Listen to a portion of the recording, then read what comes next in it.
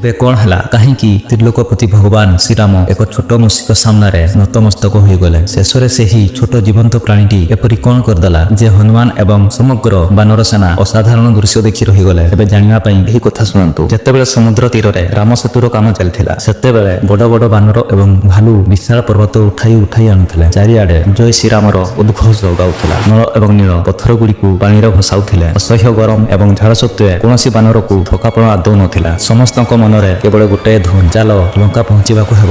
ସେହି ବିଶାଳ ବାନରମାନଙ୍କ ଭିଡ଼ ମଧ୍ୟରେ ଗୋଟାଏ ଛୋଟ ମୂଷିକ ମଧ୍ୟ ଥିଲା। ଶରୀର ଛୋଟ କିନ୍ତୁ ମନରେ ପ୍ରଭୁ ରାମଙ୍କ ପାଇଁ ସେବାର ଭାବ ପୂରି ରହିଥିଲା। ସେ ଦେଖୁଥିଲା ଯେ ସମସ୍ତେ ପ୍ରଭୁଙ୍କ ପାଇଁ ବଡ ବଡ ପାହାଡ଼ ଆଣୁଛନ୍ତି। ସେ ମଧ୍ୟ ଭାବିଲା ମୋର ତ ଶରୀର ଛୋଟ ହୋଇଗଲା ବୋଲି କଣ ହେଲା, ମୁଁ ପଥର ଉଠାଇ ପାରିବି ନାହିଁ ତ କଣ ତାଙ୍କ ସେବା କରିପାରିବି ନାହିଁ। ତାପରେ ସେହି କ୍ଷୁଦ୍ର ମୂଷିକ ଏକ ଉପାୟ ପାଞ୍ଚିଲା। ସେ ଦୌଡ଼ି ଯାଇ ସମୁଦ୍ର ପାଣିରେ ଯାଉଥିଲା ଏବଂ ବୁଡ଼ ପକାଉଥିଲା। ତେବେ ନିଜର ଲୋମଯୁକ୍ତ ଶରୀରକୁ ସମ୍ପୂର୍ଣ୍ଣ ଓଦା କରି ନେଉଥିଲା। ତାପରେ ସେଠାରେ ଦୌଡ଼ି ଯାଇ ଶୁଖିଲା ବାଲିରେ ଆସି ଲୋଟଣି ଲୋଟୁଥିଲା। ତାପରେ ତାର ଓଦା ଶରୀରରେ ଅନେକ ବାଲି ଲାଗି ଯାଉଥିଲା। ତାପରେ ସେ ଶୀଘ୍ର ଦୌଡ଼ି ଯାଇ ପୁଲ ଉପରକୁ ଯାଉଥିଲା ଏବଂ ଦୁଇଟି ପଥର ଭିତରେ ଫାଙ୍କାରେ ଯାଇ ଜୋରରେ ନିଜ ଶରୀରକୁ ଝାଡ଼ି ଦେଉଥିଲା। ପୁଣି ସେ ସମୁଦ୍ର ପାଣିକୁ ଦୌଡୁଥିଲା। ତାପରେ ପାଣିରେ ଓଦା ହେଉଥିଲା, ପୁଣି ବାଲିରେ ଲୁଟୁଥିଲା ଏବଂ ଜଲ୍ଦି ପୁଲ ଉପରକୁ ଯାଇ ବାଲି ଝାଡ଼ି ଦେଉଥିଲା। ତେବେ ମୂଷିକ ଏହି କାମଟି ସମ୍ପୂର୍ଣ୍ଣ ଶକ୍ତି ଏବଂ ଭକ୍ତି ସହିତ କରୁଥିଲା। ତାକୁ ଲାଗୁଥିଲା ଯେ ସେ ମଧ୍ୟ ସେତୁ ତିଆରି କରୁଛି। ଠିକ୍ ଏତିକି ବେଳେ ଜଣେ ବିରାଟ କାୟ ବାନର ଯିଏ ନିଜ କାନ୍ଧରେ ଏକ ଅତି ଭାରୀ ଚଟାଣ ବୋହି ଆଣୁଥିଲା, ତାକୁ ରାଗ ଆସିଗଲା। ସେ ଗର୍ଜି ଉଠିଲା, ଆରେ ଓ ମୂଷିକ, ହଟ ବାଟରୁ, ତୋତେ ଦେଖାଯାଉ ନାହିଁ ଏଠାରେ କେତେ ବଡ କାମ ଚାଲିଛି? ଆମ ଗୋଡ ତଳେ ପଡି ତୁ ଚୂର୍ଣ୍ଣ ହୋଇଯିବୁ, ଯା ପଳା ଠାରୁ। ତାପରେ ମୁସ୍କଟି ଡରିଗଲା। ସେ ହାତ ଯୋଡ଼ି କହିଲା, ହେ ବାନର ଭାଇ,